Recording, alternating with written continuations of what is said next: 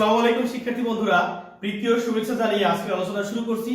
আজ আমি আলোচনা করব national university BBA honours third year management accounting এর 3 নম্বর অধ্যায় নিয়ে। এছাড়াও MBA final advance cost accounting এর 3 নম্বর অধ্যায় এবং এমবিএ প্রিলিমিনারি ম্যানেজমেন্ট অ্যাকাউন্টিং এর 3 নম্বর অধ্যায় নিয়ে। শিক্ষার্থী বন্ধুরা, এই অধ্যায়টি প্রাথমিক আলোচনা, অর্থাৎ যে ফর্মেট এবং যে নোট আছে তার উপরে আমি ইতিপূর্বে একটি আলোচনা দিয়েছি, তোমরা পেয়েছো। যারা এখনো আলোচনাটি দেখোনি, আজ যেহেতু আমি গাণিতিক সমস্যার সমাধান করব, তোমাদের পূর্বের আলোচনাটি অবশ্যই দেখে নেওয়া দরকার, কারণ ওই আলোচনা ছাড়া এই গাণিতিক সমস্যার সমাধানটি ফলপ্রসূ হবে না। তাই তোমাদের প্রতি বিনীত অনুরোধ থাকবে, যারা এখনো প্রথম লেকচারটি দেখোনি তারা অবশ্যই অ্যাবজর্পশন কস্টিং এবং ডিরেক্ট কস্টিং এর প্রথম আলোচনাটি দেখে তারপর আজকের আলোচনার যে গাণিতিক সমস্যার সমাধানটি করব সেটি তোমরা দেখবে, তাহলে অবশ্যই উপকৃত হবে ইনশাআল্লাহ। শিক্ষার্থী বন্ধুরা, তোমরা বোর্ডে একটি গাণিতিক প্রশ্ন লক্ষ্য করছো, যেটি সমাধান আজ আমরা করব। তবে তোমরা চাইলে যে কাজটি প্রথমে করতে পারো তা হলো, তোমাদের কাছে বিভিন্ন লেখকের বই থাকতে পারে, তোমরা এই প্রশ্নটি বই দেখে খুঁজে নিতে পারো, অথবা প্রথমে খাতায় প্রশ্নটি তুলে রাখতে পারো, তাহলে গাণিতিক সমস্যার সমাধান বুঝতে সহজ হবে। এসো আমরা প্রথমে প্রশ্নটি পড়ে নেই। কি বলা আছে প্রশ্নে? Crofood company uses a standard cost system in accounting. Crofood company, এটি কোম্পানির নাম, তারা হিসাব রক্ষণের জন্য প্রমাণ ব্যয় পদ্ধতি অনুসরণ করে। For its only product crow, which it sells for taka 22 per unit, যা তারা বিক্রি করে প্রতি ইউনিট 22 টাকা দরে। The standard cost per unit is টাকা। ডিরেক্ট ম্যাটেরিয়াল বলা আছে 4 টাকা, মানে প্রত্যক্ষ কাঁচামাল একক প্রতি 4 টাকা। ডিরেক্ট লেবার টাকা 6, তার মানে প্রত্যক্ষ মজুরি একক প্রতি 6 টাকা। ভেরিয়েবল ফ্যাক্টরি ওভারহেড টাকা 2 পার ইউনিট, তার মানে পরিবর্তনশীল কারখানার উপরিব্যয় একক প্রতি 2 টাকা। Fixed factory overhead normal capacity of 60,000 units টাকা 3, তার মানে স্থায়ী কারখানার উপরিব্যয় একক প্রতি 3 টাকা, কিন্তু স্বাভাবিক উৎপাদন দেওয়া আছে 60,000 ইউনিট। টোটাল কস্ট দেওয়া আছে 15 টাকা পার ইউনিট। তোমরা জানো অ্যাবজর্পশন কস্টিং এবং ডিরেক্ট কস্টিং এর মধ্যে মূল পার্থক্য হচ্ছে ফিক্সড ফ্যাক্টরি ওভারহেড, যা প্রথম লেকচারে বলেছিলাম। তার মানে আমরা যখন অ্যাবজর্পশন কস্টিং এ ইনকাম স্টেটমেন্ট তৈরি করব তখন প্রোডাকশন কস্ট পার ইউনিট 15 টাকা কাউন্ট করব, কিন্তু যখন আমরা ডিরেক্ট কস্টিং এ ইনকাম স্টেটমেন্ট তৈরি করব তখন এই ফিক্সড ফ্যাক্টরি ওভারহেড রেট যে 3 টাকা আছে এটি আমরা বাদ দিব। তার মানে প্রোডাকশন কস্ট পার ইউনিট যে 15 টাকা দেওয়া আছে, এই 15 থেকে ফিক্সড ফ্যাক্টরি ওভারহেড 3 টাকা আমরা লেস করব, তাহলে ডিরেক্ট কস্টিং এ প্রোডাকশন কস্ট পার ইউনিট আমরা পাবো 12 টাকা। এরপর বলা আছে all variants are close to the cost of goods sold। শিক্ষার্থী বন্ধুরা, যেহেতু বলা আছে standard costing system is used, তার মানে কোম্পানি প্রমাণ ব্যয় পদ্ধতি যেহেতু ব্যবহার করে, তার মানে এই অঙ্কে ভেরিয়েন্স হতে পারে। আর তোমাদের জন্য এই চ্যাপ্টারের ইম্পর্টেন্ট অঙ্কই হচ্ছে ভেরিয়েন্স সংক্রান্ত অঙ্ক, সেটা ভেরিয়েবল কস্ট ভেরিয়েন্স হতে পারে অথবা ফিক্সড ফ্যাক্টরি ভেরিয়েন্সও হতে পারে। যেহেতু তারা প্রমাণ ব্যয় পদ্ধতি অনুসরণ করে, তাই বলেছে all variants are close to the cost of goods sold, তার মানে যত ভেরিয়েন্স হবে তাকে কস্ট অফ গুডস সোল্ড এ অন্তর্ভুক্ত করে ক্লোজ করতে হবে। 1 October 1 there were 10,000 units of pro on hand। অক্টোবরের 1 তারিখে তাদের হাতে 10,000 একক পণ্য মজুদ আছে, তার মানে এটি হচ্ছে opening inventory or beginning inventory. During October 50,000 units were produced, তার মানে অক্টোবরে তারা 50,000 একক পণ্য তৈরি করেছে। তাহলে বিগিনিং ছিল 10,000 ইউনিটস, প্রোডাকশন হলো 50,000, তার মানে গুডস अवेलेबल ফর সেলস হবে 60,000 ইউনিটস। তার মানে কোম্পানি চাইলে 60,000 একক পণ্য বিক্রি করতে পারবে।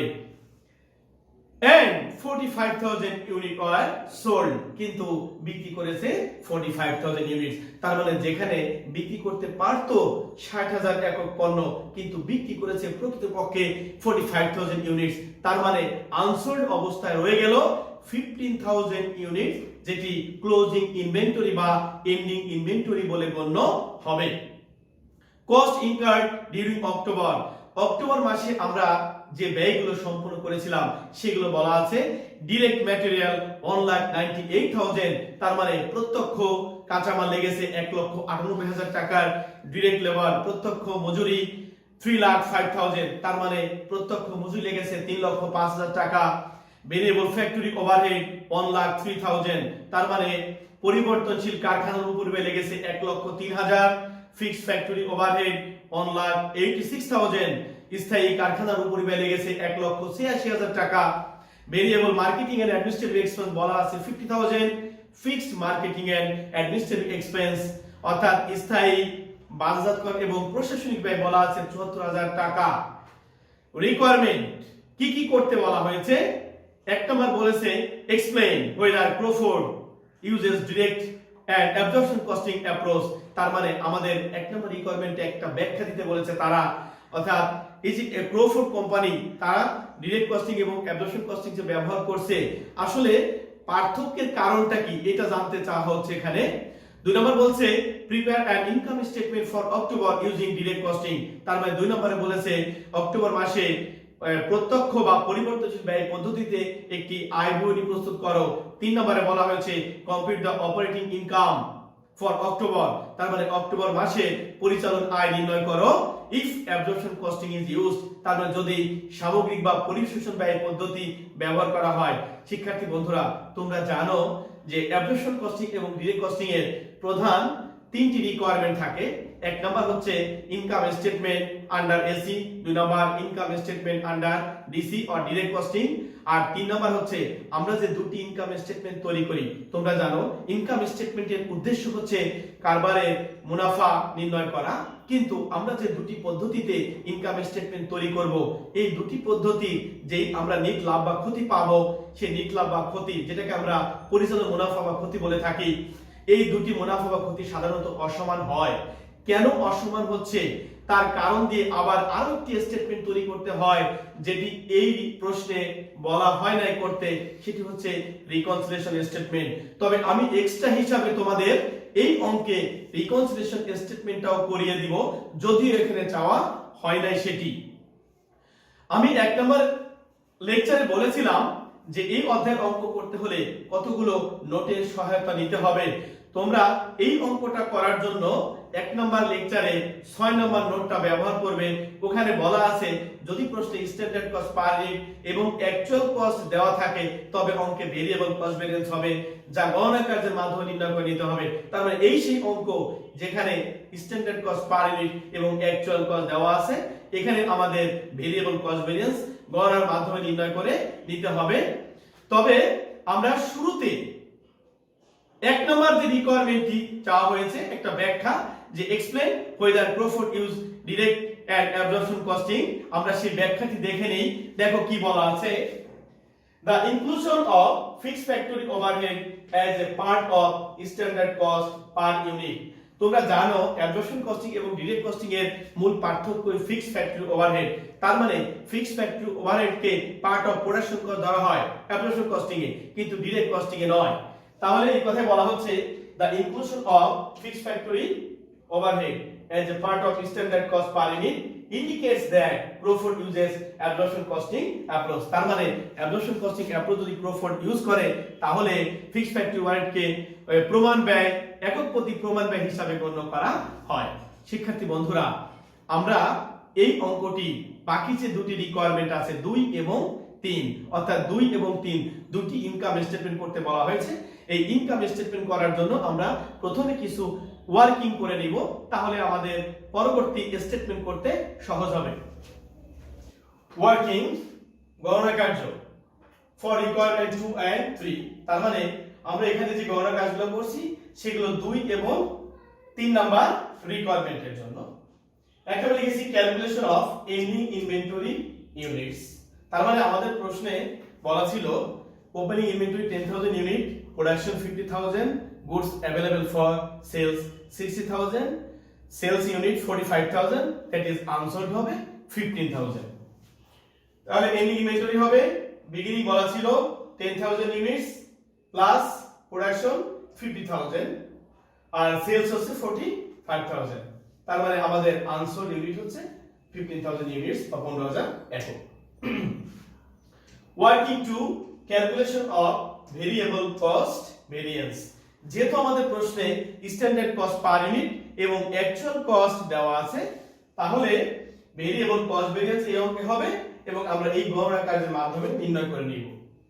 পার্টিকুলারস, actual cost, standard cost, variance. প্রথমে আসো ডিরেক্ট ম্যাটেরিয়াল। অ্যাকচুয়াল কস্ট যেটা প্রশ্নে দেওয়া আছে 1,98,000। স্ট্যান্ডার্ড কস্ট এটা কিভাবে হবে? আমাদের স্ট্যান্ডার্ড কস্ট পার ইউনিট দেওয়া ছিল ম্যাটেরিয়াল 4 টাকা, তার মানে আমরা যত ইউনিট তৈরি করব তত ইউনিটের সাথে গুণ করে স্ট্যান্ডার্ড কস্ট বের করতে হবে। আমরা তৈরি করেছি 50,000 units into standard cost per unit for material টাকা 4 গুণ করলে হচ্ছে 2 লাখ টাকা। শিক্ষার্থী বন্ধুরা লক্ষ্য করো, আমাদের প্রমাণ ব্যয় ছিল 2 লক্ষ টাকা। তার মানে বলতে পারো এটা এক ধরনের বাজেট, যে আমাদের বাজেট ছিল 2 লাখ টাকা, কিন্তু ওই কাজটা আমরা সম্পন্ন করেছি 1,98,000 টাকা। তার মানে আমরা ব্যয় যা করতে চেয়েছিলাম তার চেয়ে আমরা ব্যয় কম করেছি কত টাকা? 2,000 টাকা। তাহলে এই 2,000 টাকা আমাদের অনুকূলে, যেটাকে ফেভারেবল কস্ট ভেরিয়েন্স বলা হয়, যার সিম্বল হিসাবে আমরা এফ দেখিয়েছি। ডিরেক্ট লেবার কস্ট অ্যাকচুয়াল দেওয়া আছে 3,05,000। স্ট্যান্ডার্ড কস্ট তাহলে কত হবে? স্ট্যান্ডার্ড কস্ট পার ইউনিট ছিল প্রতি একক 6 টাকা করে। তাহলে আমরা তৈরি করেছি 50,000 ইনটু 6, তার মানে টোটাল স্ট্যান্ডার্ড কস্ট হবে 3 লাখ। তাহলে প্রমাণ ব্যয় ছিল 3 লক্ষ টাকা, অর্থাৎ আমরা ব্যয় করতে প্রস্তুত ছিলাম 3 লাখ, কিন্তু অ্যাকচুয়ালি আমাদের ব্যয় হয়েছে 3,05,000। অর্থাৎ প্রত্যাশা ছিল 3 লাখ টাকা আমাদের খরচ হবে, কিন্তু প্রত্যাশার চেয়ে অ্যাকচুয়াল কস্ট 5,000 টাকা আমাদের বেশি খরচ হয়েছে। তাহলে এই 5,000 টাকা আমার প্রতিকূলে চলে গিয়েছে, তার মানে এই 5,000 টাকা হবে আনফেভারেবল ভেরিয়েবল কস্ট ভেরিয়েন্স, যেটাকে আমরা ইউএফ নামে লিখছি, অথবা ইউএফ এর পরিবর্তে আমরা অ্যাডভার্স নামেও ব্যবহার করতে পারি। ভেরিয়েবল ফ্যাক্টরি ওভারহেড অ্যাকচুয়াল লেগেছে 1,03,000 টাকা, আর স্ট্যান্ডার্ড কস্ট হবে প্রতি একক বলা ছিল ভেরিয়েবল ফ্যাক্টরি ওভারহেড 2 টাকা।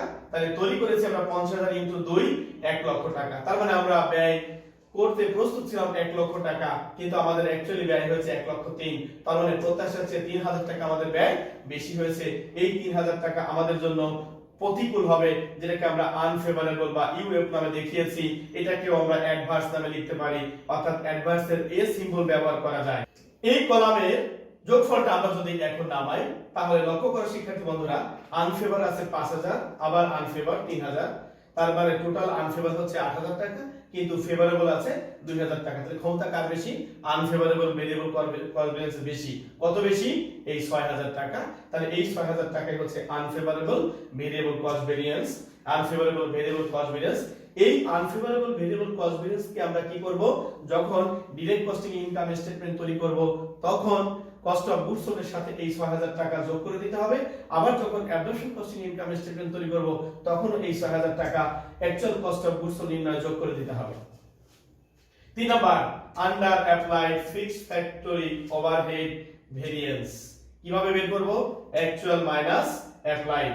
আমাদের অ্যাকচুয়াল ফিক্সড ফ্যাক্টরি ওভারহেড হচ্ছে 1,86,000 টাকা, এটা প্রশ্নে দেওয়া আছে। অ্যাপ্লাইডটা কোনটা হবে? আমাদের প্রশ্নে একক প্রতি উৎপাদন ব্যয় দেওয়া আছে 15 টাকা, অর্থাৎ স্ট্যান্ডার্ড কস্ট পার ইউনিট। এই 15 টাকার ভিতরে ফিক্সড ফ্যাক্টরি দেওয়া আছে 3 টাকা। তাহলে আমরা যদি প্রোডাকশন কস্ট বের করতাম টোটাল, তার মানে আমরা তৈরি করেছি 50,000 ইউনিট, 50,000 ইনটু 15, তাহলে টোটাল প্রোডাকশন কস্ট হয় 7,50,000 টাকা। তোমাদের যদি প্রশ্ন করি এই 7,50,000 টাকা টোটাল প্রোডাকশন কস্ট, এর ভিতরে ফিক্সড ফ্যাক্টরি ওভারহেড কত আছে, তাহলে অবশ্যই তোমরা উত্তর দিতে পারবে 3 ইনটু 50,000, তার মানে 1,50,000 টাকা। দ্যাট ইজ এই যে 7,50,000 টাকা প্রোডাকশন কস্ট দেওয়া আছে, এটার ভিতরে ফিক্সড ফ্যাক্টরি ওভারহেড আছে 1,50,000।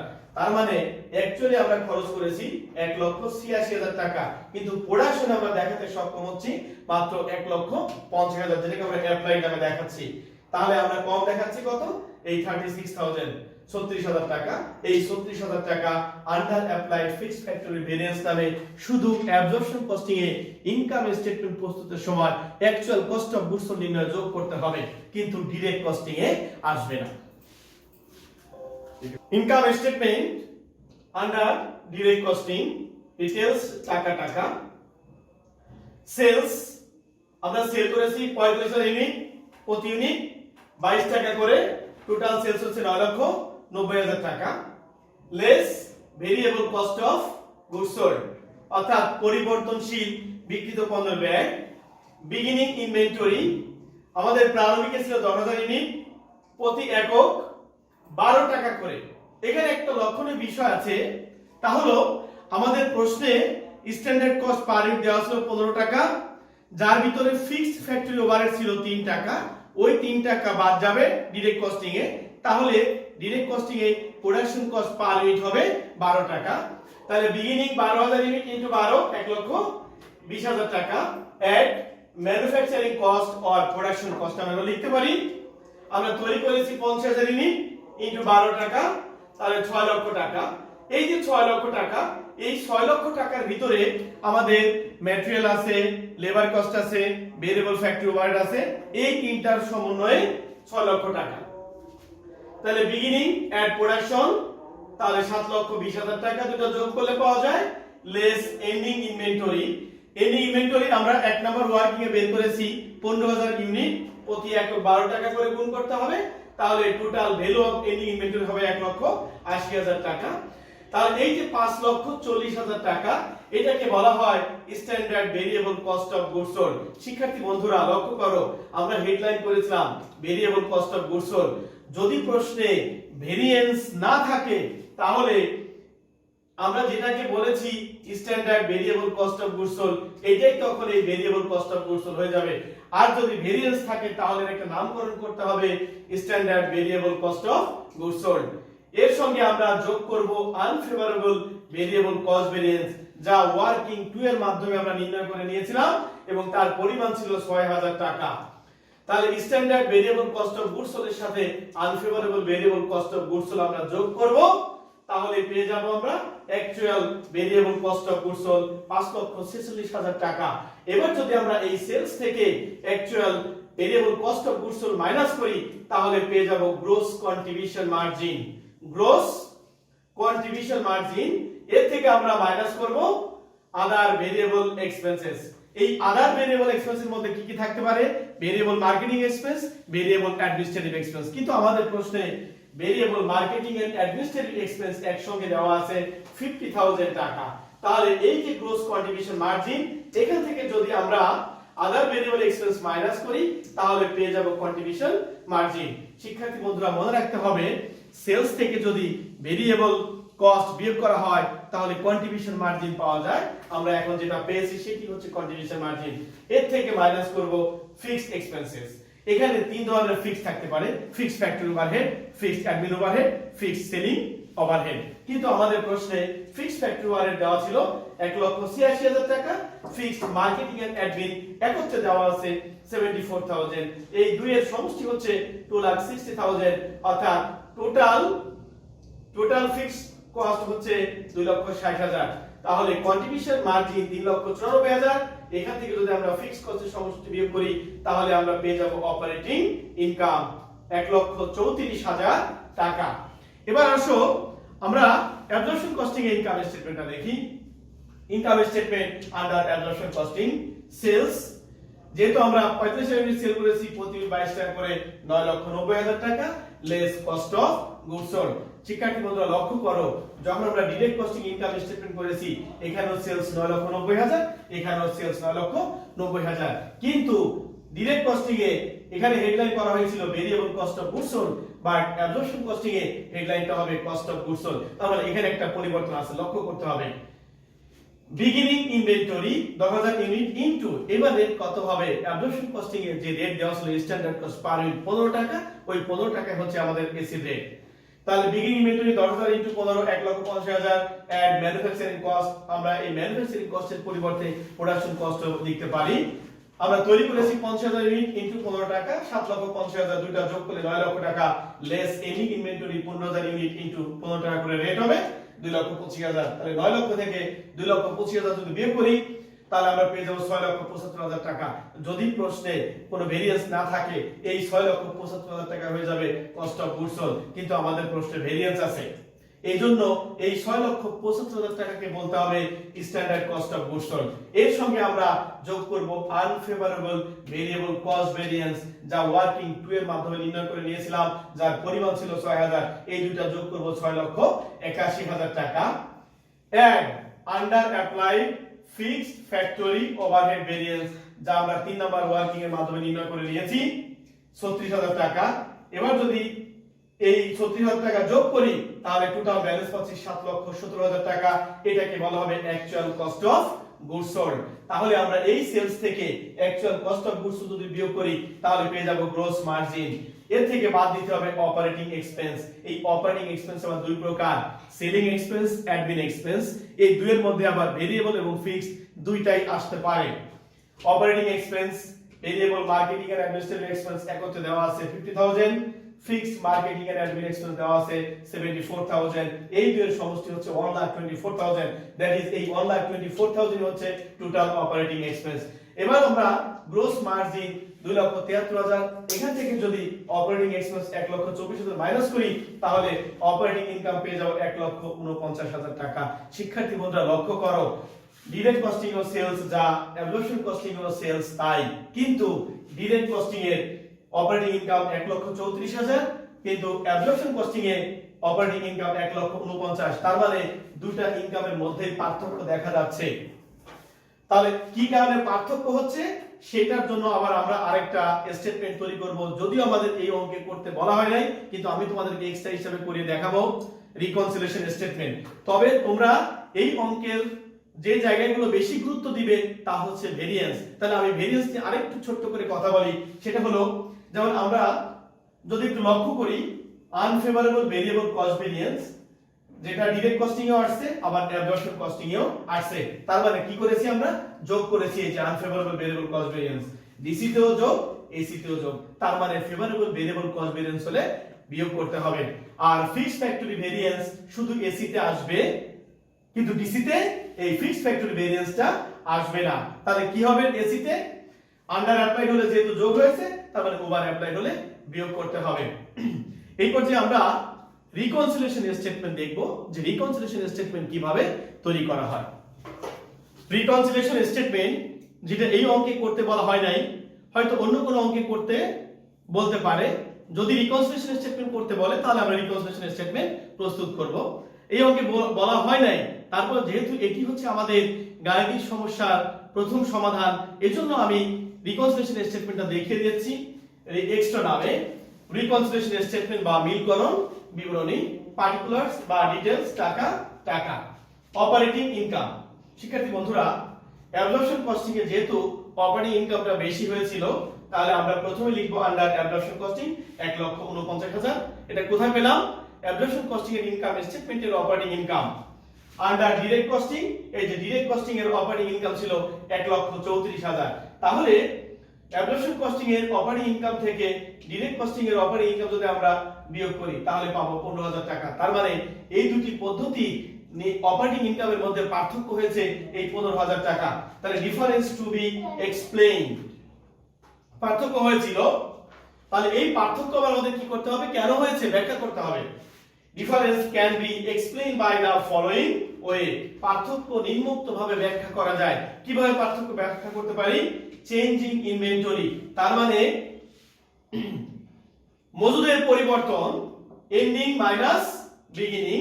যেহেতু আমরা উপরে অ্যাবজর্পশন কস্টিং এর অপারেটিং ইনকামটা আগে দেখিয়েছি, এখানেও সেম ভাবে আমরা অ্যাবজর্পশন কস্টিং এর ইনভেন্টরি পরিবর্তনটা দেখাবো। তাহলে ইন অ্যাবজর্পশন কস্টিং, তাহলে ফর্মুলাটা কি ছিল, ending inventory minus beginning inventory. তাহলে লক্ষ্য করো অ্যাবজর্পশন কস্টিং এন্ডিং ইনভেন্টরি হচ্ছে 2,25,000 টাকা আর বিগিনিং 1,50,000। তাহলে এই 2,25,000 থেকে 1,50,000 আমরা বিয়োগ করব। 2,25,000 মাইনাস 1,50,000 75,000। সেম ভাবে ইন ডিরেক্ট কস্টিং, তাহলে এই ডিরেক্ট কস্টিং এর ক্লোজিং ইনভেন্টরি 1,80,000, বিগিনিং 1,20,000। এই দুয়ের পার্থক্য। তাহলে in direct costing any inventory 1,80,000 beginning 1,22,000 এর পার্থক্য 60,000 টাকা। এবার আমরা এই 75,000 থেকে 60,000 মাইনাস করব, তাহলে পেয়ে যাব 15,000 15,000 টাকা। তার মানে উপরে যে পার্থক্য আমরা 15,000 টাকা দেখিয়েছিলাম এই 15,000 সেম হতে হবে, তাহলে অঙ্ক সঠিক হয়েছে বুঝতে হবে ডিফারেন্স এক্সপ্লেইন। শিক্ষার্থী বন্ধুরা, দীর্ঘ সময় মনোযোগ সহকারে শুরু থেকে শেষ পর্যন্ত আজকের এই গাণিতিক সমস্যার সমাধানটি তোমরা দেখেছো, এজন্য তোমাদেরকে আন্তরিকভাবে ধন্যবাদ জানাই। তবে এই অধ্যায়ের গাণিতিক সমস্যার আরো কিছু সমাধান নিয়ে শীঘ্রই আসছি। ততদিনে পরিবারের সবাইকে নিয়ে নিরাপদে থেকো, ভালো থেকো, সুস্থ থেকো এই কামনায় আর যাচ্ছি। তবে শীঘ্রই আসছি। আল্লাহ হাফেজ।